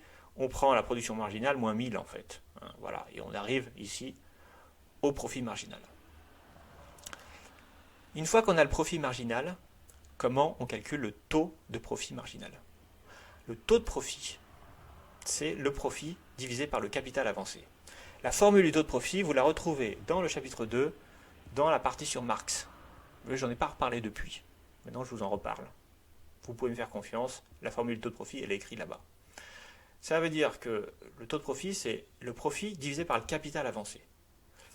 Qu'est-ce qu'on a avancé comme capital ici? Eh bien, on a avancé à chaque fois 1000. Puisque c'est toujours, le capital c'est 1000 à chaque fois, il rajoute 1000. Donc ici, le taux de profit excusez-moi, je vous ai déjà donné la réponse. Le taux de profit ici, c'est 1000, taux de profit marginal, c'est 1000 le profit, divisé par 1000 le capital avancé, ça veut dire 1. On va mettre ça en pourcentage, parce qu'on va comparer au taux d'intérêt qui est lui aussi en pourcentage. 1 en pourcentage, ça fait 100%. Donc ici, c'est 800 divisé par 1000, 0,8 fois 100, 80%. 500 divisé par 1000, ça fait 0,5 fois 100, 50%. 200 divisé par 1000, 20%. 50 divisé par 1000, 5%. Et moins 450 divisé par 1000, moins 45%. On fait des pertes, là, on ne fait pas du taux de profit. Bon, voilà, vous savez calculer ça maintenant. Eh bien, écoutez, ce que je vous propose, c'est de raisonner. Voilà, profit marginal, production marginale, moins coût marginal, c'est ça, moins le coût de l'unité, c'est ça.